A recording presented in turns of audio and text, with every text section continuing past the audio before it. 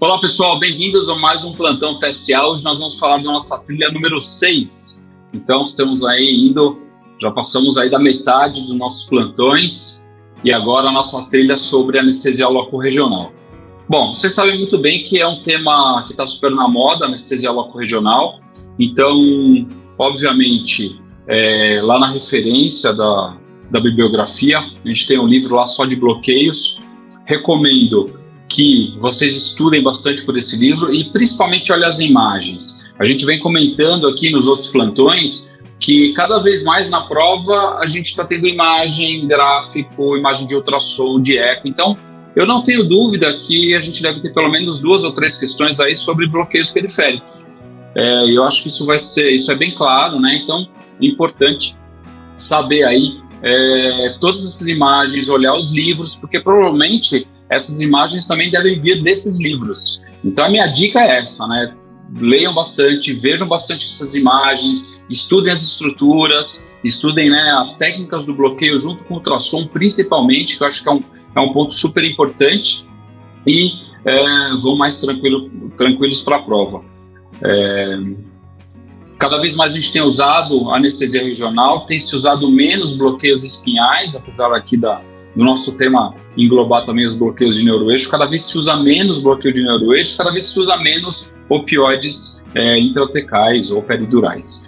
De qualquer forma, ainda faz parte da prática lembrar que o ultrassom, apesar de ser uma ferramenta que está à disposição aí em muitos centros, não é em todos os centros que tem ultrassom com essa facilidade, né, que todo mundo acha. Então a gente vê ainda uma dificuldade em alguns lugares do Brasil, e aí entra a anestesia, a raquianestesia, a peridural também tem a sua importância nisso, né? Então a gente tem que também não deixar de utilizar uma ferramenta que é boa, que são 2 anestesias super efetivas.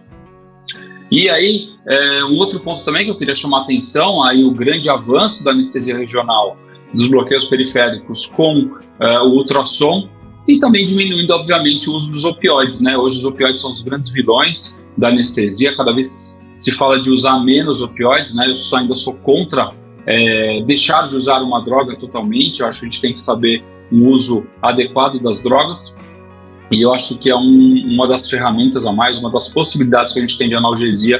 Então a gente não pode descartar os opioides dessa forma, mas a gente tem que usar bastante a nossa anestesia regional para diminuir, sim, o consumo de opioide, seus efeitos colaterais e, obviamente, a adição dos opioides. Eu vou passar aqui para vocês um ponto que eu vejo que pouca gente fala, só para a gente relembrar um pouquinho, né, de peridural caudal. Então, uma anestesia regional muito utilizada em crianças.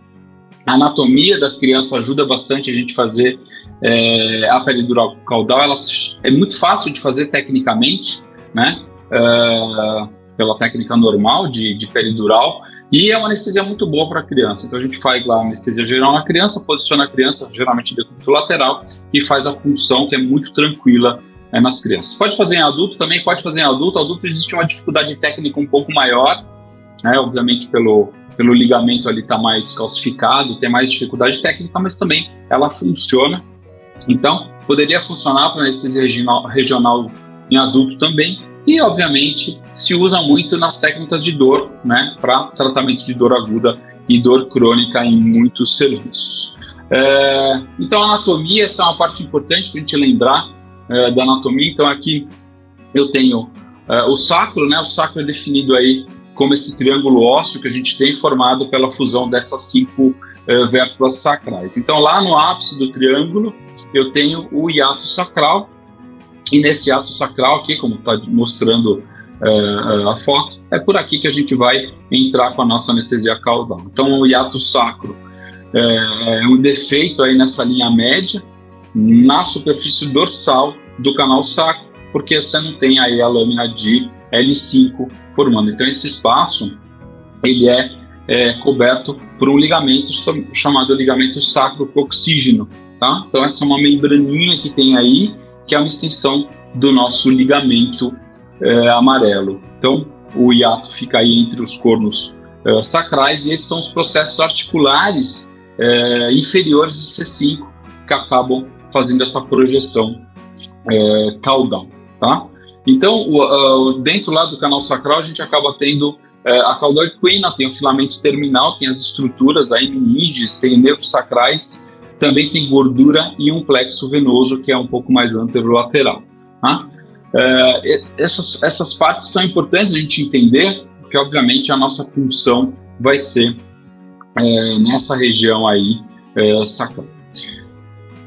Indicações. Então, as indicações, cirurgias obviamente infraumbilicais, cirurgias de períneo, de ânus, de reto, cirurgias inguinais e femorais, cirurgias urológicas, a cistoscopia e cirurgias uretrais. A gente faz bastante isso para criança, né, para analgesia durante as cirurgias de hernia inguinal, hernia umbilical, postectomia, quando são combinadas, principalmente é legal você fazer uma peridural sacral. Cirurgias em membros inferiores também está bem indicado. E aí eu coloco no slide, será que no abdômen superior e no tórax vale a pena? Porque eu tenho que aumentar muito a quantidade de anestésico local. Isso pode gerar aí um problema para o nosso paciente, principalmente aí para a criança que tem uma possibilidade, criança menorzinha ainda, né, o recém-nascido, aí as crianças mais novas têm uma possibilidade maior de fazer uma intoxicação importante. Então, a gente sabe que criança tem mais chance então de toxicidade, como eu estou falando, porque tem uma baixa ligação proteica e também uma diminuição do clearance intrínseco dessa droga. Os bebês têm níveis menores de alfa-1-glicoproteína e o sistema enzimático deles ainda é meia boca, não funciona muito bem quando a gente compara com crianças mais velhas. Então a gente tem que levar isso em consideração, porque a gente vai ter também um aumento aí de anestésico local de forma sistêmica.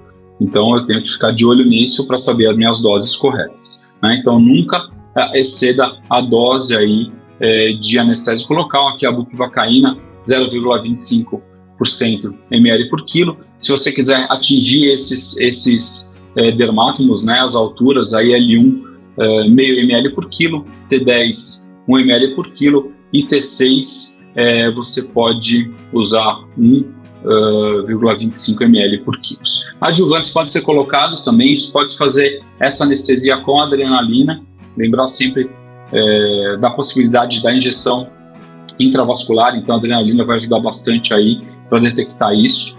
Morfina pode ser utilizada em crianças também, principalmente nas cirurgias de maior porte. Quando a cirurgia é ambulatorial, a gente não usa morfina peridural, isso é bem claro. E o fentanil e a clonidina são dois adjuvantes que vão melhorar a qualidade da nossa anestesia e também vão prolongar aí, de alguma forma, a ação da nossa anestesia. Então, as técnicas: peridural simples, pode-se fazer com catéter também, pode fazer com catéter, mas se faz menos, né, com catéter. O catéter não é uma das melhores indicações aqui, né, principalmente nas cirurgias mais curtas. E o uso do ultrassom, sem dúvida, o ultrassom ajuda bastante. O ultrassom tem muitas vantagens, porque embora a gente tenha aí a abordagem anatômica, a peridural tem uma boa taxa de sucesso, aí acima até de 96%, o uso de ultrassom aumenta ainda mais essa taxa de sucesso da primeira punção. Isso é muito interessante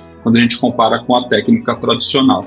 E aí eu também tenho um monitoramento dessa técnica em tempo real, porque a peridural caudal eu consigo fazer isso e eu consigo ver a propagação desse anestésico local aí, e aí eu sei que está no local correto, né? Isso também ajuda no ensino, é uma parte importante, porque a gente consegue identificar a estrutura aí de uma forma muito boa. Então, nas criancinhas, como a gente tem ali uma área caudal que não é ossificada, você consegue ver muito bem através do ultrassom, né? E a gente consegue ver aí direitinho as estruturas, e também a gente pode ver se existe também algumas alterações aí de formação dessas estruturas. Então o ultrassom pode ajudar a visualizar isso também. Apesar das vantagens em relação ao ultrassom, né, ainda não existe uma diminuição de morbidade e mortalidade quando comparado às técnicas normais. Então ainda a gente não tem esse ponto aí de uma forma importante. Então aqui no ultrassom, quando a gente faz a avaliação transversa aqui do ultrassom, a gente tem aqui na imagem A, né, a avaliação transversa, e aqui a avaliação longitudinal, né? Aqui são os cornos sacrais, e aqui eu tenho o ligamento, tá? Sacroproxígeno, e aí a gente vai introduzir através do ligamento e vai chegar no nosso espaço caudal. Então eu faço primeiro o escaneamento, né, com a avaliação transversa, e depois faço a avaliação longitudinal. Aqui a criancinha, né, que é colocada em decúbito lateral, então novamente a imagem transversal, né, e aqui tem essa imagem que eles chamam de olho de sapo, né, parece aqui um sapinho aqui, né, então é feita a punção, né, com a progressão da agulha, e aí eu tenho o anestésico local aqui sendo disseminado, né, saindo aqui do espaço caudal, tá? Então, legal o ultrassom que eu consigo fazer aí em real time, esse ultrassom eu consigo ver com tranquilidade, aumentando aí bastante as minhas técnicas, a minha chance de sucesso também, e muito fácil, muito legal, né, poder utilizar aí o ultrassom para ajudar na sua taxa de sucesso. Com certeza as crianças se beneficiam muito disso, porque a gente evita o uso dos opioides também como analgésicos, né? Essas crianças vão ter menos dor no pós-operatório. São geralmente crianças ambulatoriais que fazem prostatectomia, hernia inguinal, hernia umbilical, e essas crianças acabam tendo a alta tranquilamente, porque vão ter analgesia. A gente usa menos opioide, vai ter menos náusea e vômito, que é uma complicação frequente, né, do uso do opioides, e mais tempo de internação e mais tempo para ir embora para casa. A gente sabe que criança né, o bom da criança é que ela opere bem, saia bem e ela possa ir rápido para casa, porque o ambiente é muito ruim do hospital, mesmo com o acompanhante ali, com o pai e com a mãe. Então, essa é a minha dica aí que eu deixo para vocês em relação à anestesia regional.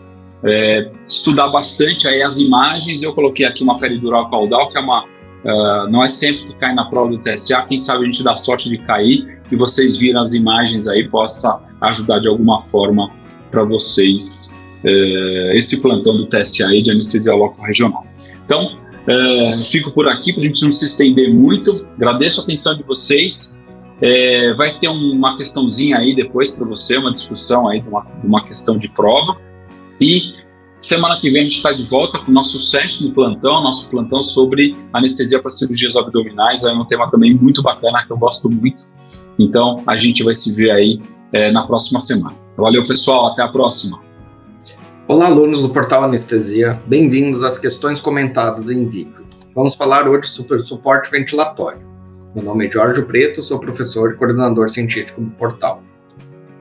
Vamos falar nessa questão sobre ventilação protetora, aqui voltado para durante a anestesia. Tá? A hipercapnia permissiva é a redução do volume minuto até uma PaCO2 de 50, podendo tolerar até 70, desde que o pH se mantenha acima de 7,2.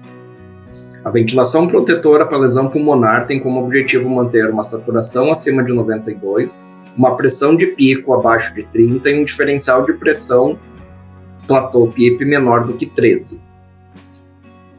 O driving pressure é a variável mais importante no ajuste da ventilação mecânica quando usamos PIPs altos. Em obesos, devemos usar ventilação protetora de rotina com PIP alto, com o objetivo de diminuir as pressões pulmonares e reduzir complicações pulmonares pós-operatórias. E o recrutamento alveolar deve ser realizado em todos os pacientes obesos após a intubação. Vamos lá. Pessoal, hipercapnia permissiva, você pode fazer sem problema nenhum, deixar uma PaCO2 de 50, então provavelmente a tua ETCO2 vai ficar ali entre 55 e 58, tá? Sem problema nenhum, por longos períodos. Na UTI, até 50 e pouquinhos, eles deixam o paciente por dias, então não tem problema nenhum você deixar um CO2 de 50 na gaso, ou seja, a tua ETCO2 vai estar acima de 50. Tá? Desde que o teu pH fique normal. O CO2 alto não causa nenhum problema. Importante. O problema é o pH. A gente sabe que a acidose vai comprometer uma série de funções orgânicas. Então, acima de 50 você começa a monitorar o pH, lembrando que tem mecanismos tampão que vão manter e eles podem se esgotar, então você tem que acompanhar isso se for uma cirurgia de grande porte. Tá? Então vamos ver as outras alternativas. Em pacientes com síndrome de desconforto respiratório agudo, lesão pulmonar aguda, a ventilação protetora vai ser com volume corrente bem baixo, entre 3 a 6 ml por quilo de peso previsto. Em pacientes mais graves, com a relação PO2 a FO2 mais baixa, você pode chegar aqui até de 3 a 4. Usar a FO2 menor para garantir uma saturação de 92%, manter uma pressão de platô com um alvo de 30, e o driving pressure, ou diferença de pressão platô PIP, pressão motriz, menor ou igual a 15. De maneira ideal, abaixo de 13, mas nesses pacientes com lesão pulmonar aguda, dificilmente você consegue manter eles abaixo de 13. E isso você deve guiar os teus esforços para manter abaixo de 15. Em alguns pacientes isso não vai ser possível, então você tem que tentar organizar a tua ventilação para que ela fique com o driving pressure o menor possível. A gente sabe, é recente, assim, nos últimos anos, que o driving pressure é a variável mais importante no ajuste da ventilação, porque ele está relacionado com relação de complicação importante, mortalidade. Começou em pacientes com lesão pulmonar aguda, depois foi para ventilação com pacientes sem lesão pulmonar aguda na UTI, depois se mostrou aqui na anestesia geral também, e também na ventilação monopulmonar. Ou seja, o driving pressure ele deve ser ele acaba nos mostrando a relação dinâmica entre as pressões e o PIP, tá? E esses resultados foram muito semelhantes. Então, é melhor que você deixe um paciente com uma hipercapnia permissiva para você poder manter um driving pressure baixo, até 13, do que você estar estressando esse pulmão para ter um volume minuto maior. Isso não gera melhor desfecho nenhum e as custas de um driving pressure maior. Então, se o teu driving pressure chegou em 13, você tolera até 15, a partir disso você já começa a fazer uma hipercapnia permissiva, que você vai ter melhores resultados. Claro, você vai otimizar a tua relação PIP, pressão de pico, o teu volume corrente, volume minuto, o teu tempo expiratório. Você tem uma série de ações que você pode fazer. Às vezes você precisa recrutar esse paciente para reduzir as pressões. Tem uma série de ações que você pode fazer. Em obesos, a gente não deve usar o PIP alto de rotina. A gente deve achar o PIP ideal para aquele paciente. E a ventilação protetora ela é recomendada em alguns pacientes. Alguns pacientes têm uma complacência pulmonar razoável, então você consegue fazer uma ventilação boa. Alguns pacientes têm muita restrição à ventilação, então o termo obeso ele acaba tendo uma gama muito variável de pacientes. E a gente sabe que quando você induz anestesia geral, você faz atelectasias, mas em vários pacientes a instituição de um PIP baixo e da ventilação mecânica já faz um recrutamento natural. Alguns pacientes vão manter uma atelectasia pequena, que não vai gerar problemas no pós-operatório. Você vai identificar isso pela saturação. Se o paciente está saturando bem com FO2 ali de 40%, 50%, está tudo certo. Você não precisa recrutar esse paciente, tá? Nos pacientes obesos, de maneira ideal, a gente vê o PIP ideal. Só que se você institui a tua ventilação mecânica com PIP baixo, volume corrente normal, se o paciente está com uma ventilação adequada, com driving pressure adequado, você pode manter ele sem recrutar, sem achar PIP ideal. O driving pressure está ruim. Uma das formas de avaliar isso é fazendo o recrutamento, achando o PIP ideal e ajustando a tua ventilação baseada no PIP ideal. Lembrando que na ventilação controlada a pressão menos o PIP vai te dar o driving pressure. Na ventilação a volume, você coloca uma pausa inspiratória, que vai ficar aqui, e daí depois da pausa você tem um platô. E a diferença do platô para o PIP, que é o driving pressure. Se você decompor, a complacência vai estar relacionada com o driving pressure, que é a relação platô-PIP, e a pressão pico com o platô vai estar relacionada com a resistência à ventilação. Muito obrigado e até a próxima aula.